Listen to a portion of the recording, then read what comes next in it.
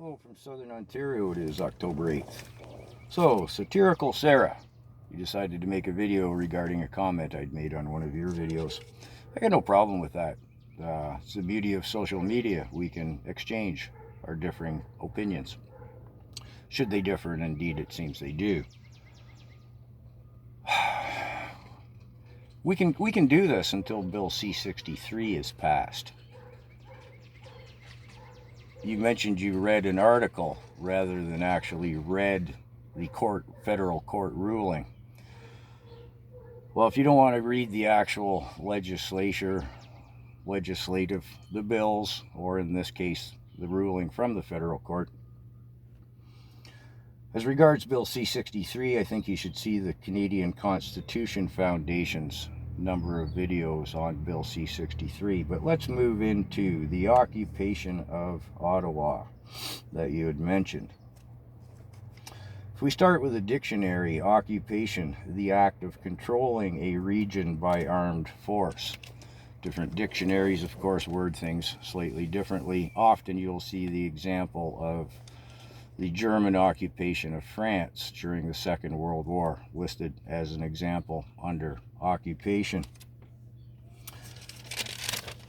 During the time that the convoy was in Ottawa, what you refer to as an occupation, an Ottawa court judge ruled that it was not an occupation, it was a lawful protest. Further addressing what you refer to as an occupation.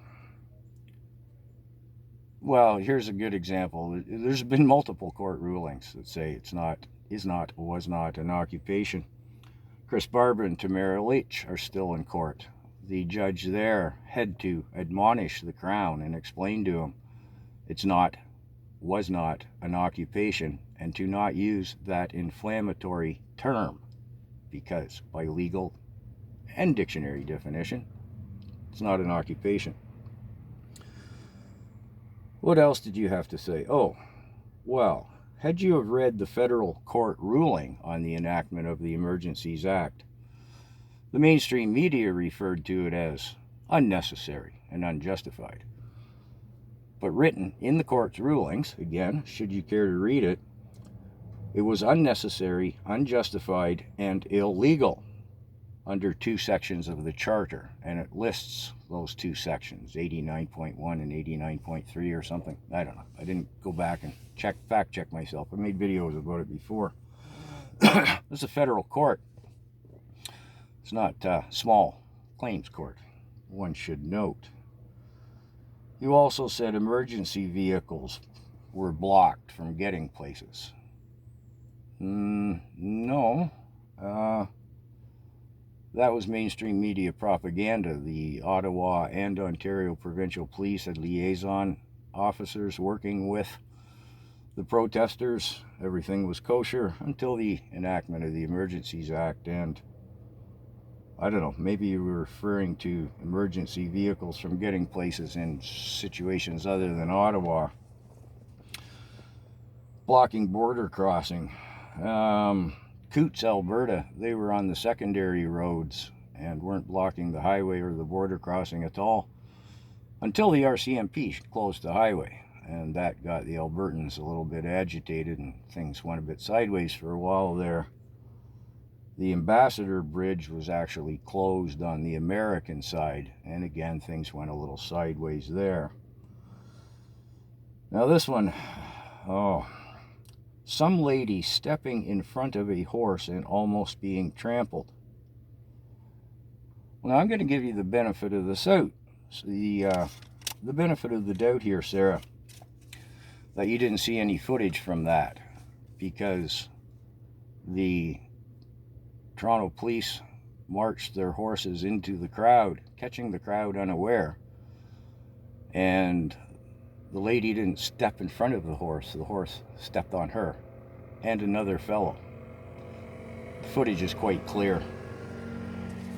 As far as the WEF goes, well, that's a whole nother subject matter. If you think they're a benign capitalist think tank, well, I'd suggest there's those headlines again. You see, I've spent considerable amount of time. In summation to the WEF, you might recall Klaus Schwab saying a year ago from the last meeting in Davos as to how they penetrate the governments to take control. And I'll paraphrase Klaus. He said, "We're most proud of the young global leaders graduate Justin Trudeau, and that I know we've penetrated more than half of his cabinet." As regards 15-minute cities, if one moves well beyond the headlines and their little graphy things and stuff that all look so nice at the World Economic Forum, get down into the meat, read what it is a 15-minute city is. They define how much protein you can have in a month, and that you get 6 articles, 6 sets of clothing, and that yes, you will own nothing and be happy. As regards the WEF and summation, Sarah, is Sarah? Satirical Sarah? Yes, I'm sorry. The WEF, well, let's just leave it here. You should look into the WHO Pandemic Accord, the WHO's Pandemic Accord. I would suggest Dr. John Campbell with James Roguski, who is probably the world authority in following what the WHO is up to with that Pandemic Accord. And you may have trouble getting your head around it, but it doesn't take much research to realize that the WHO, the UN, the WEF, and some others are all one big outfit. You might also want to look into the UN's Sustainable Farming Scheme in context to the WEF. Anyways, Sarah, we have differing opinions. That's fine. I suggest you take a look at Bill C-63.